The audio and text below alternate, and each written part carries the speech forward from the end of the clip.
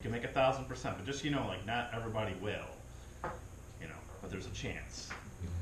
And that makes it sound way more credible than just someone really puffing something up with hype. Because they're thinking like, well, that seems reasonable then, and I'd like a chance to make 1,000% of my money. 5, last one. Just keep your copy fast-paced. One of the last promos we wrote was really fast-paced compared to all the 6 before that. I can't remember which one it was. It was one about like in America, like the 3 tidal waves are coming. Mm-hmm. So yeah, it was super fast-paced. We kind of died off the end, but it was like to read the first 6, 8 pages. It's like really fast copy. So it's kind of Cool. Okay. Present from Ingy. If you could pass this around. Everybody say thanks, Ingy. You're welcome. What she has done here for you is give you a list of every financial product in our business, what imprint it's in, who the particular editor/guru is. Put your glasses on, though. It's very small. And we have a bit.ly link too that we're going to give you in a second so that you can check it out on your computer. Whether it's an e-letter, a front end, a back end, again, who the guru is, what the price point is, both from a publishing perspective and a promotional perspective. And then the USP. Someone define USP for the group. Unique selling proposition. Unique selling proposition. So we don't really cover that during copy camp, but you're going to hear that thrown around a lot. USP equals unique selling proposition. That means what makes this product unique and what is the promise that it's delivering to the reader. So she's got that on there as well. The bit.ly link, do you remember what it is? If not, I'm going to pull it up. bit.ly/imprint products. There you go. So it's bit.ly/imprint products, right? bit.ly/imprint products. So it's just a digital version of what she's already done for you. So before we move on, everybody say thanks, Ingy. Thanks, You're welcome. You'll end up saying that a lot during your copy career because you can leverage your relationship with Ingy to get research done. We're going to cover that in later sessions. So with that said, Pete's done. We talked about some promos. We said thanks to Ingy. Now we're on to actually session 4, which is the hidden architecture of persuasion. Ryan can kick it off, and then we'll get to actually what. So how many of you guys actually printed something off, got one iris, printed something off, and actually diagrammed on the paper? Okay. You guys all need to start doing that as much as possible. That swipe file that Joe created over the years, those 60 promos we're looking at every day, you can see that's what he did, but you need to make your own version of that. Whether you print that off in those ones you're looking at and write your own notes on top of it, or you should be doing above and beyond where whenever you see a promotion that's working across anywhere, for us, or ones we talk about on Tuesday call, start printing them off and writing pen and ink the things you're noticing in the promotions. So there's 2 ways you can read a promotion. And I'm going to tell you the way that most people do it, which is the bad way, and I'm going to tell you how you guys are going to do it, which you've already started, which is the good way. Reading a promotion is one of the most powerful things that you could do to advance your copy career. But there's a big caveat. The way that most people read promotions is they just read them like the customer is going to read them. So they just read them, and then at the end they make a pretty binary decision on that copy. Hey, I like that piece of copy, or I didn't like that piece of copy. So that's what we would call passively reading the copy. You read it like the customer, and you make a binary decision at the end of whether you would buy or whether you would delete that promotion. You will not learn anything, I promise you will not learn anything if you passively read promotions like that. So the opposite of passively reading a promotion is what you guys are already doing, which we're going to encourage you to continue to do, which is called actively reading a promotion. Disconnecting yourself from the copy, circling every line and saying, what is that copywriter doing with that line? Does it belong there? Why is it there? What is the structure of this particular subheaded section trying to persuade me to do? Like, why did they put that in there? Why did they put 3 testimonials? Why did that other copy put 3 testimonials? Why did that other piece of copy put 3 testimonials? There might be something to the rule of 3 when you want to prove a point. So you're only going to know that is if you disconnect yourself from the copy and you actively read the copy. So that's why, you could see in the swipe file that we've given to you guys from the day 1 to day 60 reading list.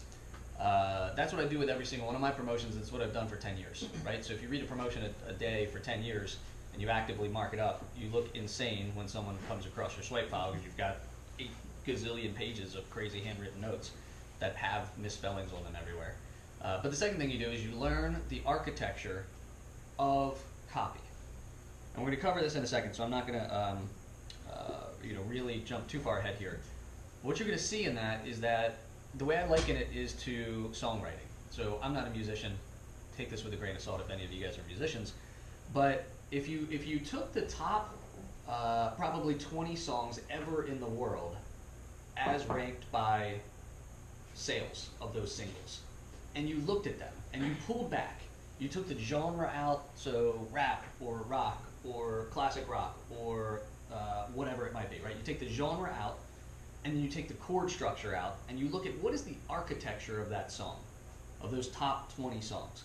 My guess is that they would all follow a very similar architecture, which would probably go verse, chorus, bridge, chorus, right? So that's the underlying architecture of probably the top hit 20 songs in the world.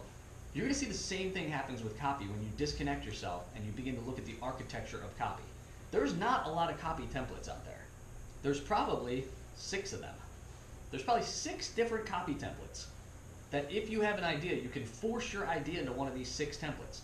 The only way you're going to understand those templates and how they work is to actively read copy and then look at it and be like, wait a second, this is kind of doing persuasion in the same order that the promo I read 3 days ago is doing persuasion. They covered a big prediction, then they covered, so instead of verse, chorus, bridge, chorus, you could look at it and say, okay, they covered a prediction, then they went into who's talking to me, and I'm talking independent of ideas, right? One might have been predicting a Bitcoin rise, one may have been predicting a gold market crash.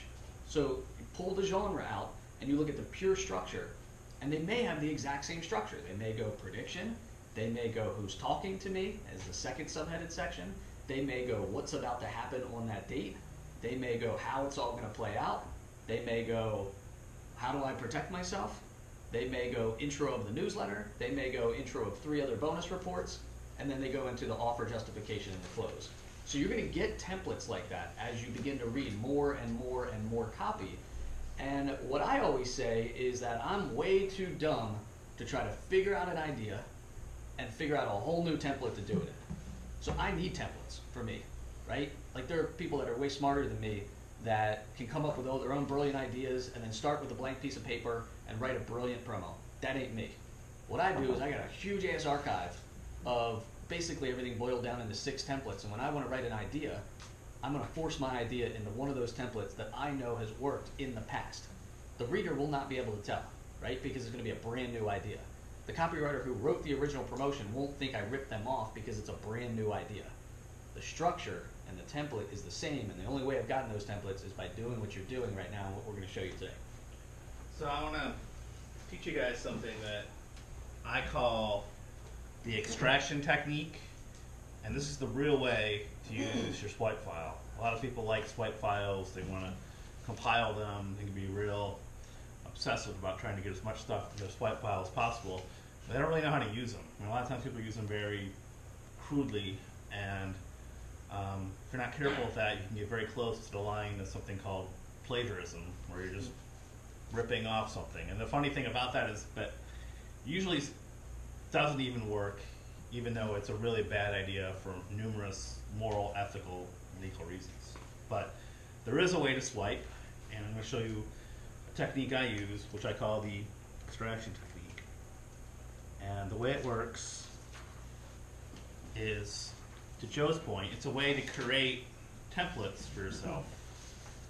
And it starts out by you study promotion. This particular promotion I was studying was one we talked about last session, Obama's secret $90,000 per month mains income stream hidden in his tax returns. So I was studying that, and when I go through and mark up a promotion like you guys are doing, I try to pull out and understand what is the ordinary idea behind it. So if I didn't write it, or if I didn't know who wrote it, I try to figure out what is the copywriter really teasing here. If it's a secret package, I got to figure out what the secret is. What is the real thing behind it? Then I try to pull out and understand the extraordinary idea behind it. I mark each paragraph, like we talked about, with the question, why is this here? Okay? Then I take all of those notes, why is this here? And I try to create a rough outline of that promotion. And then I try to plug in my ordinary idea with my extraordinary idea into that template. So you can see it's real simple, but if you look at this particular one, I mean, you can look at my terrible chicken scratch handwriting, and you can see, like, if I wanted to write this package, I could write it in a way if I had different proof, different idea, some sort of idea of a secret document and some sort of secret money in there with some sort of secret mechanism, in a way that I'd basically be ripping off the structure, the underlying superstructure of this promotion in a way that's, in my opinion, 100% ethical. No one can own a structure. Every screenplay is 120 pages because every movie basically that's popular follows a 3-act play invented by Aristotle. I mean, the structures, there's a great book called Save the Cat, if you're interested in screenplay writing, and he explains like how basically every popular movie follows the exact same template. There's always a save the cat scene in the beginning of every movie with the hero doing something nice, like saving a cat from a burning tree, because that way you, the viewer, can identify with